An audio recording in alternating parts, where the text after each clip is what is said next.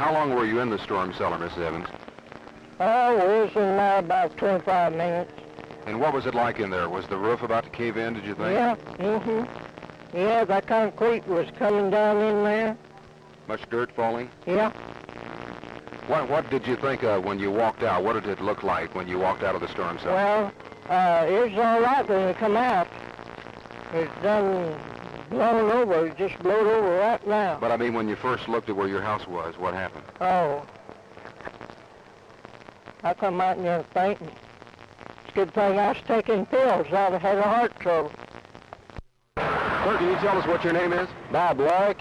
Bob, who do you work for? I work for W.O. Waits Ford Sales. Full-time, I'm a deputy sheriff, honorary deputy sheriff. That's why you're out here directing Yes, traffic sir. now. It is. Bob, did you see any of the persons who were killed by this tornado? Yes, sir. To my sorrow, I did. I saw several of them. I saw them when we were unloading, taking them out from underneath the houses. You actually assisted then Yes, in I sure rescuing them? I sure did, yes, sir. Were they buried in the house or what? One man was buried completely under the rubbish, and we cleared the roof off of him, and the doorway was underneath the door frame, and that's what saved him, I believe. He had his legs pinned underneath a sofa, and we lifted the sofa off of him and then put him in a trailer.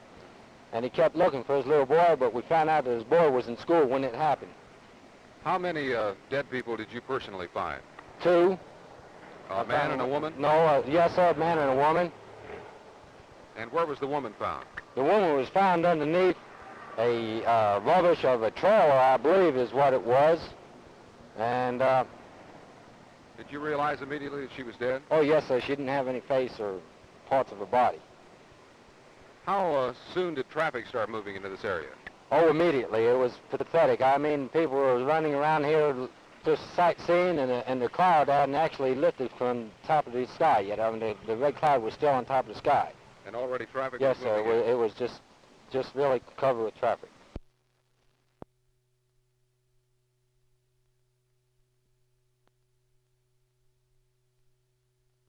Could you describe for us what it looked like?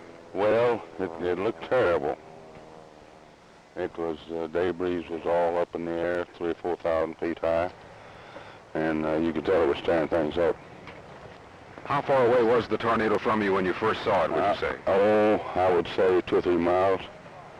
Did you immediately decide to take cover, or That's did you? right. That's right. I began to lock the store up and hunt that fade hole out there. Looked like it was coming right toward Oh, you. sure it was. It was, it did. Where did you ride this tornado out, sir? In the cellar right over there. That was just about, what, 100 feet away from you? Uh-huh, something like that. How long of a time were you in there? I'd say 20 minutes. Was anyone else in there with There's you? 21 of us in there. What was the reaction in there when this thing was going on? Of course, the women was pretty frantic, and the door went off. The door blew off. There's 3 of us holding it, but it went off anyhow, and it just disintegrated. And then debris just come down in there, and we had to push the women on the floor. Were you very scared at this time? No, not necessarily. I knew it was serious, but personally, I wasn't scared. How about the rest of the people in there? Yes, they was frightened. I think all of them was. Now, I wasn't feeling at ease.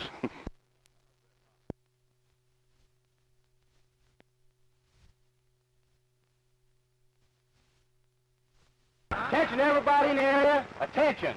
We have another tornado on the way here, 25 miles southwest of Wichita Falls. The tornado may develop and be the same type of tornado we just had. I want all you people to get out of the area. All you homeowners, the police will be standing by. That goes for all you people. We want all of you out of the area. Please, right now. What are we going to do about these trucks? Sir, you're going to have to leave now. You're going to have to leave right now. We've had enough damage out here. You bet. The police will be standing by. Don't worry about your stuff.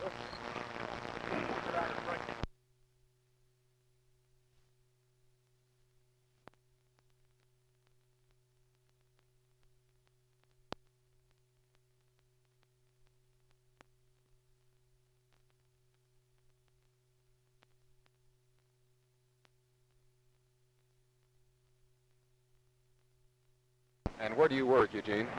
Work at the hospital. Here at Shepherd Air Force Base? Yes, sir. Is this your car? Yes, sir, it is. What happened to it? Well, I was coming down the highway here and could see this wind and paper and all coming up the road. And I parked across the street by Virgil Evans, excuse me. And the trailer next to Evans went, then Evans went. The last thing I remember is seeing Virgil Evans' liquor store go up, and me just going up in the air and going end over end. This is where I ended up at. You were right in the middle of the tornado then? Yes, sir. I presume I was. Could you actually feel yourself physically turning around in the car? Yes, I could. I presume it took me up in the air first because I felt a tremendous bump. And then I just went end over end, and this is where I come to rest at. Well, the car is completely demolished, Eugene. How in the world did you get out alive? Well, that's hard to say. It's just one of those miracles, I guess. Certainly was a miracle to come out of this thing alive, as bad as it looks. What were your thoughts? Could you think about anything when this was happening to you? Just praying, that was all. I just knew I was going to go, simple as that. Certainly scared.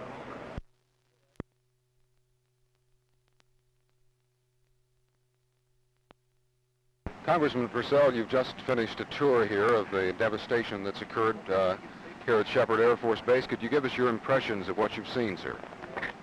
Well, it's hard to express the devastation that is present. I've seen several tornadoes in my lifetime, but I certainly have never seen anything that compares with this kind of damage. The damage for the area of the base that has been struck seems to me absolute total. Fortunately, there's not been any more loss of life, but the damage in dollars runs into the millions. And of course, the loss on the civilian economy is just as heavy, and it's certainly the most significant, most tragic tornado that our area's had, and we're in the area that has lots of tornadoes. So I cannot overexpress the kind of damage that we see here in this tornado. From what you've seen, Congressman, do you think this area qualifies for any aid, disaster aid? Well, in my estimation, there's no question what it does comply in every way for disaster aid, because we have, I understand, over 200 homes totally destroyed and many hundreds damaged. With all of those people that have no place to go, of course, even tonight, or will have no place to live in the future. So I have already contacted Washington in this regard, and I hope that we hear very quickly.